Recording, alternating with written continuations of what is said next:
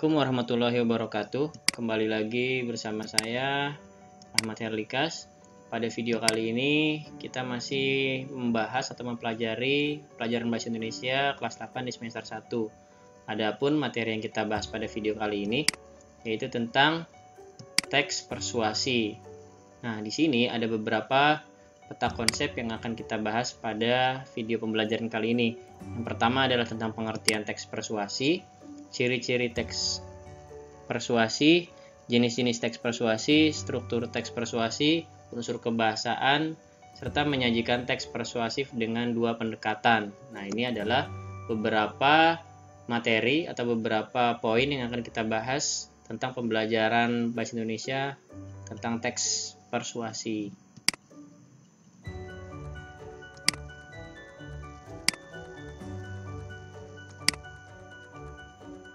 Yang pertama adalah pengertian teks persuasi. Apa sih teks persuasi itu? Ya, tujuannya untuk apa dan manfaatnya untuk apa bagi kehidupan sehari-hari. Untuk lebih jelas ya, kita pahami dulu apa itu teks persuasi. Persuasi berasal dari bahasa Inggris, persuade, yang artinya mengajak, membujuk, atau menyuruh. Sedangkan dalam KBBI, persuasi berarti ajakan kepada seseorang dengan cara memberi alasan dan prospek kemungkinan baik yang meyakinkan. Jadi bisa kita simpulkan di sini bahwa teks persuasi itu adalah teks yang berisi tentang ajakan, membujuk, atau menyuruh seseorang atau sekelompok orang untuk melakukan sesuatu. Nah, sesuatunya di sini harus berupa kebaikan atau yang bisa bermanfaat bagi orang banyak. Itu adalah tujuan atau definisi dari teks persuasi.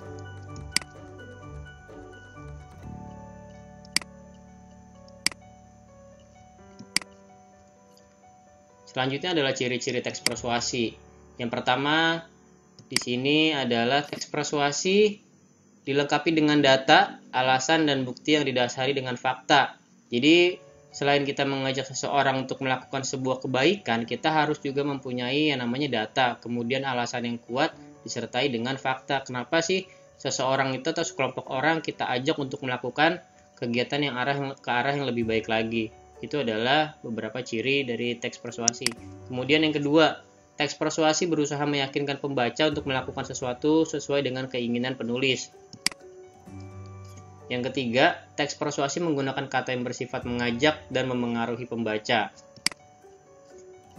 Yang keempat, teks persuasi sedapat mungkin menghindari konflik agar kepercayaan pembaca tidak hilang. Nah, di sini ketika kita mengajak seseorang atau sekelompok orang untuk melakukan sebuah kegiatan, yang tentunya kegiatan hal yang baik ya, itu kita harus menjaga kepercayaan pembaca agar kepercayaan mereka itu tidak hilang. Jadi dengan cara apa? Dengan cara kita meyakinkan bahwa apa yang kita ajak itu merupakan sebuah ajakan yang kebaikan untuk masyarakat banyak. Jadi bukan untuk kepentingan atau golongan tertentu saja. Di sini adalah ciri-ciri teks persuasi.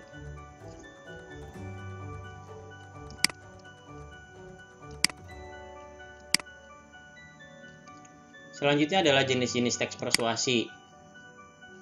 Yang pertama adalah teks persuasi politik. Teks persuasi politik adalah teks yang isinya berusaha mengajak atau memengaruhi pembaca untuk melakukan sesuatu atau terjun ke dalam dunia politik. Nah, ini yang sering dilakukan oleh para kader-kader atau calon wakil rakyat ya, untuk menjadi dewan atau dewan perwakilan rakyat, sehingga masyarakat itu percaya atau tertarik dengan visi misi yang mereka sampaikan.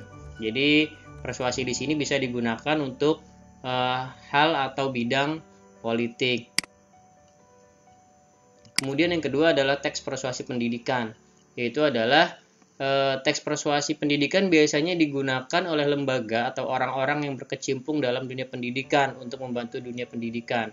Nah, di sini seperti halnya seorang guru atau dosen yang mengajak para siswanya atau mahasiswanya itu untuk melakukan kegiatan belajar ke arah yang lebih baik. Jadi bukan hanya kegiatan belajar saja, tapi untuk mendidik mereka agar lebih baik lagi di masa yang akan datang.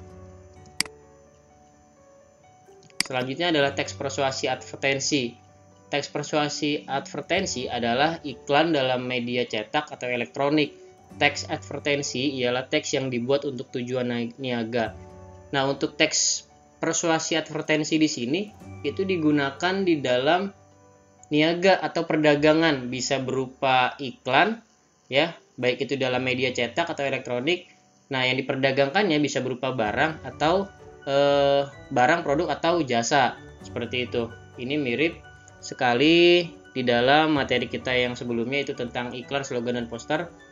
Nah, persuasi di sini merupakan bagian dari iklan itu sendiri atau slogan itu sendiri.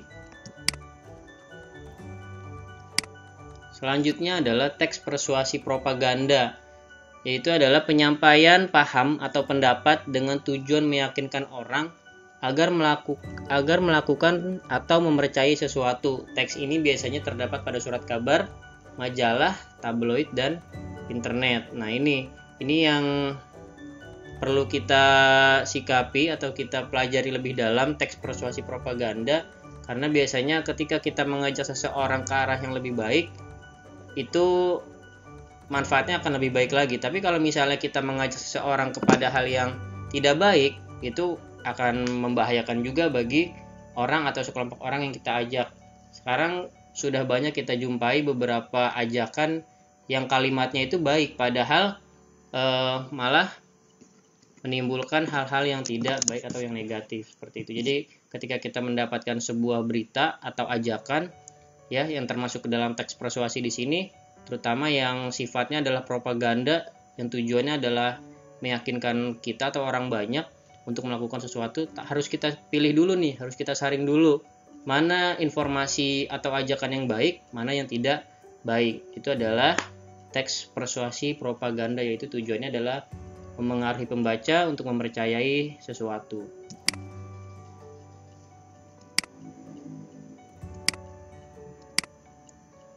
Selanjutnya adalah struktur teks persuasi. Di sini ada 3. Yang pertama adalah pengantar, pokok teks, dan simpulan. Adapun uraiannya adalah pengantar adalah bagian yang berisi pembukaan dalam teks persuasi. Bagian ini dibuat menarik agar dapat menggugah rasa ingin tahu pembaca. Jadi di bagian pengantar kita harus membuka teks ini atau membuka kalimatnya dengan hal-hal yang menarik. Kenapa? Karena tujuannya adalah kita ingin menggugah rasa ingin tahu pembaca agar pembaca itu tertarik dengan apa yang kita tulis atau kita sampaikan. Kemudian yang kedua adalah pokok teks. Pokok teks adalah bagian yang berisi data, alasan, contoh atau bukti yang mendukung gagasan utama teks persuasi. Nah, di sini berisi alasan, bukti atau contoh tersebut dicantumkan untuk meyakinkan pembaca. Jadi ketika kita sudah membuat pengantar yang bagus, yang baik, nah kita masuk ke bagian yang kedua, yaitu tentang data, alasan penulis disertai dengan fakta atau bukti yang kuat untuk meyakinkan pembaca tentang apa yang kita sampaikan. Nah, yang ketiga adalah simpulan. Adalah rangkuman pengantar dan pokok teks yang diikuti saran, ajakan, arahan, atau pertimbangan untuk dibaca. Nah, pada bagian ini biasanya terdapat kalimat-kalimat ajakan atau saran yang mengajak pembaca atau pendengar untuk melakukan apa yang kita sampaikan.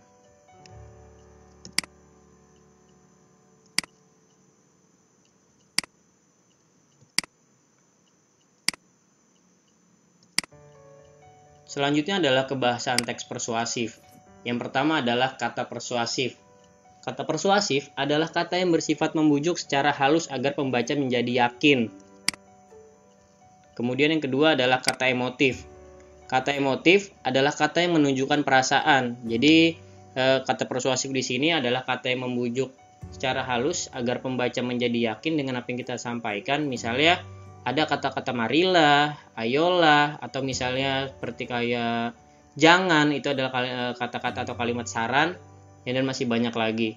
Kemudian kata emotif di sini adalah kata yang menunjukkan sebuah perasaan, tapi bukan untuk menunjukkan perasaan ketertarikan kepada seseorang ya, tapi kata menunjukkan perasaan di sini agar pembaca itu atau pendengar itu merasakan apa yang disampaikan oleh orang yang menulis atau yang memberikan sebuah pernyataan.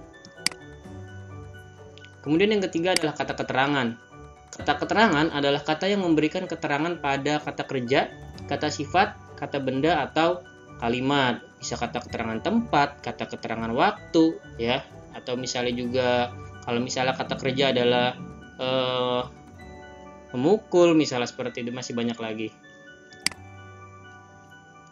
Nah, selain kata persuasif, kata emotif, dan kata keterangan, ada dua pendekatan ya di dalam teks persuasif di bagian unsur kebahasaannya. Yang pertama adalah pendekatan emotif dan pendekatan rasional. Pendekatan emotif adalah pendekatan yang bertujuan untuk membangkitkan dan merangsang emosi pembaca.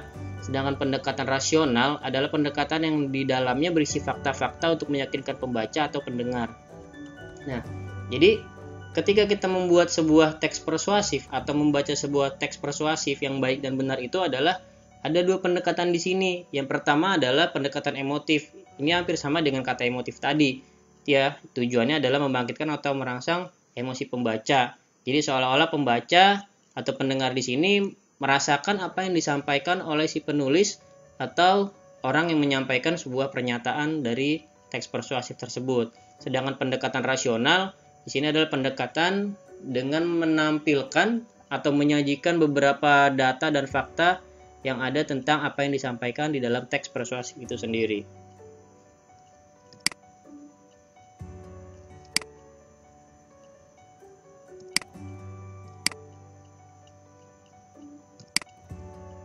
Nah, di sini ada contohnya, contoh kebahasan teks persuasif dan contoh teksnya.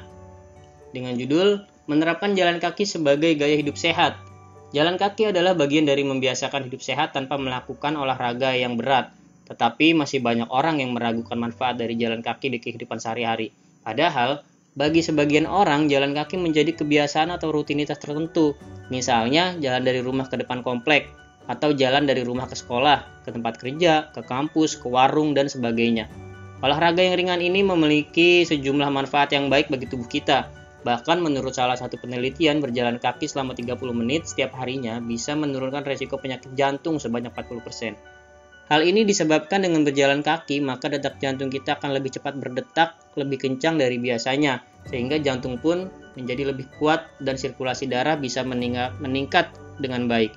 Bukan hanya itu, ternyata berjalan kaki dapat menurunkan kadar kolesterol dalam tubuh karena berjalan kaki menuntut orang untuk bergerak secara konstan yang mengakibatkan jumlah lemak dan kolesterol pun berkurang.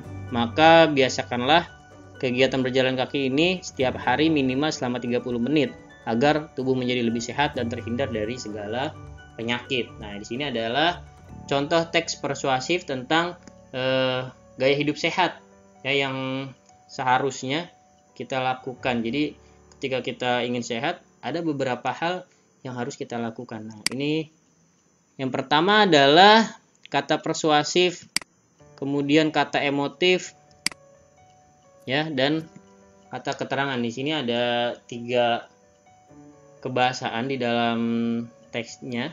Ya, kata persuasifnya apa? Yaitu adalah biasakanlah. Nah, biasakanlah di sini itu adalah sebuah ajakan, ya. Ajakan untuk siapa? Untuk pembaca atau pendengar atau sekelompok orang yang ingin diajak untuk melakukan sesuatu hal yang lebih baik lagi. Kemudian kata emotif, ya, meragukan. Nah, meragukan di sini adalah sebuah pernyataan atau sebuah ungkapan untuk merangsang atau sehingga pembaca itu meyakini apa yang disampaikan dari teks persuasif ini. Dan yang ketiga adalah kata keterangan, menurunkan risiko penyakit mengakibatkan dan berjalan. Nah, risiko penyakit di sini adalah kata sifat, ya, mengakibatkan adalah kata kerjanya, begitu juga dengan berjalan.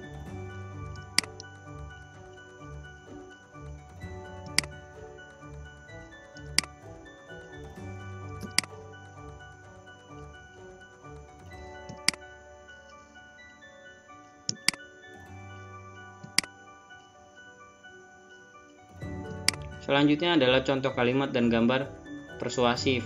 Ngobrol sepuasnya seharian tetap 0,5 per detik, nggak ada batas. Nah, ini adalah salah satu contoh kalimat dan gambar persuasif. Biasanya jenisnya adalah persuasif advertensi karena di sini di dalam kalimatnya dan gambarnya biasanya digunakan dalam provider atau seluler ya, seperti Indosat, Simpati, dan lain-lain. Ngobrol sepuasnya seharian tetap 0,5 detik rupiah, nggak ada batas. Tapi jadi pertanyaan, siapa yang mau ditelepon? Orang nggak ada, ya kan? Kemudian yang kedua, mari membaca. Nah, contoh himbauan ini adalah salah satu contoh teks persuasif pendidikan. Mari membaca dan gantungkan cita-citamu setinggi bintang di langit dengan membaca buku, bukan dengan membaca atau menggantung harapan, ya, tapi dengan membaca sebuah buku. Yang ketiga adalah janji politik pemilu. Ya, ayo kawal janji politik pemilu. Nah, ayo kawal di sini ini merupakan kalimat ajakan. Ya, janji politik pemilu ini mirip atau termasuk ke dalam salah satu teks persuasi politik, bisa juga teks persuasi propaganda. Dan gambar yang keempat adalah political dynasty. Ya, ini yang mungkin saat ini sedang terjadi, ya. Semoga bisa kita lewati sama-sama. Amin. Itu saja yang bisa saya sampaikan. Pesan dari saya tentang materi kali ini adalah mengajak atau membujuk hendaklah dengan cara dan tujuan yang baik, bukan dengan intrik guna mencari simpatik hingga pada akhirnya hanya sisakan harapan yang tercabik. Itu saja dari saya. Lebih kurangnya mohon maaf. Assalamualaikum warahmatullahi wabarakatuh.